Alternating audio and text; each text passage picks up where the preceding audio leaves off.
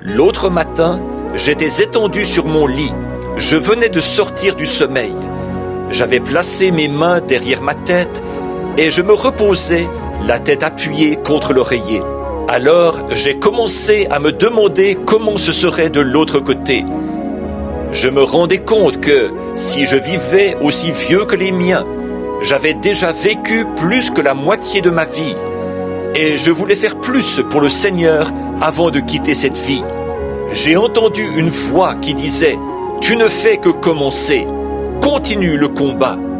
Continue à courir vers le but. » Alors que j'étais là à méditer sur ces paroles, je me suis dit que je m'étais juste imaginé avoir entendu une voix.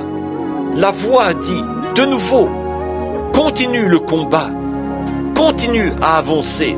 Continue à avancer. » Je n'y croyais toujours pas. Je me suis dit que c'était peut-être moi qui avais dit ces paroles.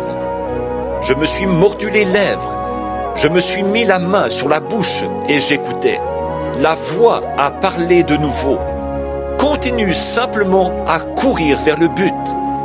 Si seulement tu savais ce qu'il y a au bout de la route. C'était comme si j'entendais la musique et les paroles d'un vieux cantique que je connais bien. J'ai le mal du pays, le cafard, et c'est Jésus que je veux voir. J'aimerais entendre des cloches du Havre le carillonnement. Mon sentier s'éclairerait, toutes mes craintes se dissiperaient. Seigneur, laisse-moi regarder de l'autre côté du rideau du temps. Alors la voix m'a demandé, « Aimerais-tu voir juste au-delà du rideau ?» J'ai répondu, « Ça m'aiderait tellement. Ce qui est arrivé, je ne saurais le dire.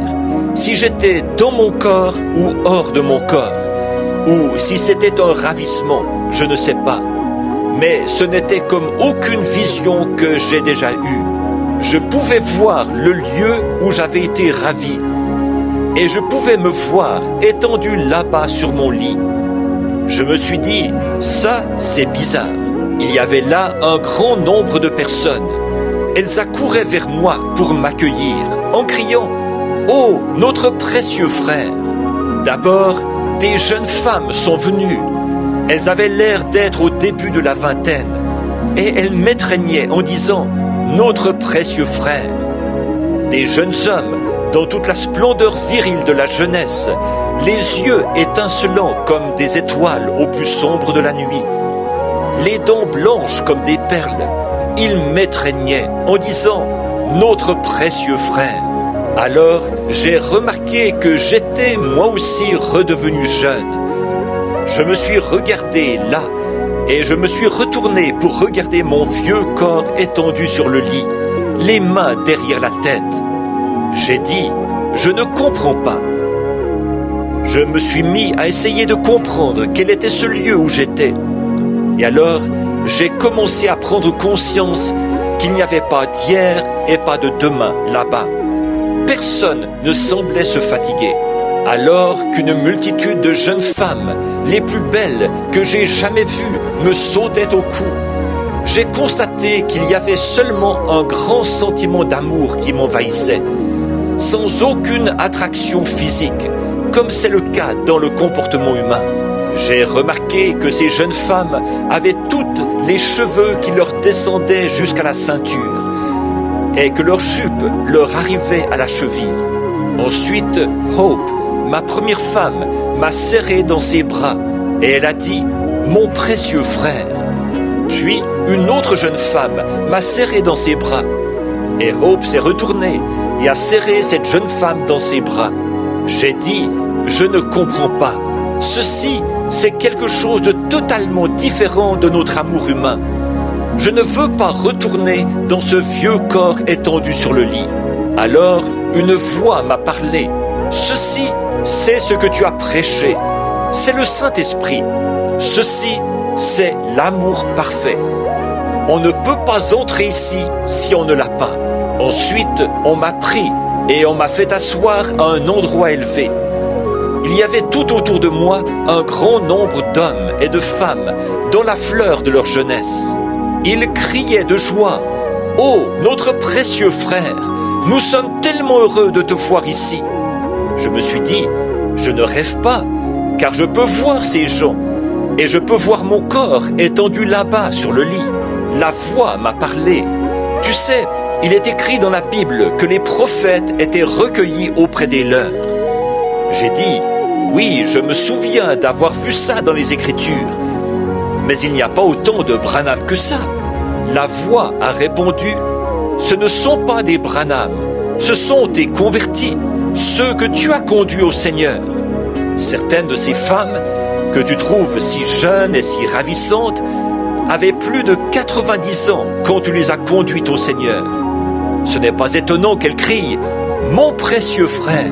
Puis toute la multitude s'est écriée ensemble « Si tu n'étais pas allé proclamer l'Évangile, nous ne serions pas ici. » J'ai demandé « Oh, où est Jésus? Je veux le voir. » Ces gens ont répondu « Il est juste un peu plus haut. Un jour, il viendra à toi.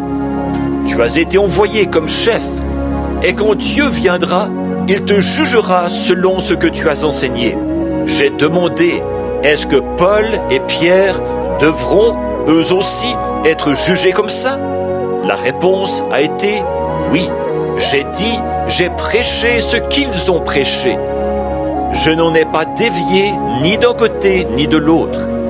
Ils baptisaient au nom de Jésus, j'ai fait de même. Ils enseignaient le baptême du Saint-Esprit, j'ai fait de même. Tout ce qu'ils ont enseigné, moi aussi je l'ai enseigné. Nous le savons, ont dit ces gens, et nous savons qu'un jour nous retournerons sur terre avec toi. Jésus viendra et tu jugeras selon la parole que tu nous as prêchée.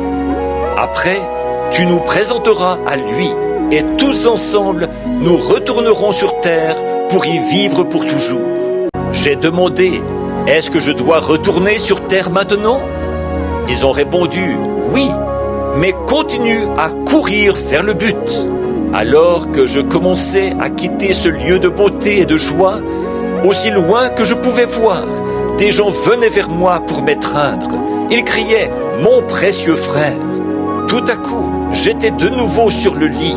J'ai dit, ô Dieu, aide-moi, que je ne fasse jamais de compromis sur la parole, que je m'en tienne strictement à la parole. Peu m'importe ce que n'importe qui d'autre peut faire, Seigneur, que je continue à courir vers ce lieu de beauté et de joie. Je suis plus convaincu que je ne l'ai jamais été de toute ma vie, qu'il faudra avoir l'amour parfait pour entrer dans ce lieu-là. Il n'y avait pas de jalousie, pas de fatigue, pas de maladie, pas de vieillesse, pas de mort. Il n'y avait qu'une beauté et une joie suprême. Quoi que vous fassiez, mettez tout le reste de côté jusqu'à ce que vous ayez l'amour parfait. Arrivez-en à pouvoir aimer tout le monde, même tous vos ennemis. Peu importe si l'avion est secoué, s'il y a des éclairs, si l'ennemi braque ses armes sur vous. Ces choses n'ont aucune importance. Ayez l'amour parfait. Si vous n'êtes pas sauvé, acceptez Jésus-Christ comme votre sauveur maintenant. Si vous n'avez pas été baptisé d'eau, faites-vous baptiser maintenant. Si vous n'avez pas reçu le baptême du Saint-Esprit, recevez-le maintenant. Continuez à courir vers cet amour parfait qui vous fera entrer dans ce lieu de beauté et de joie, au-delà du rideau du temps.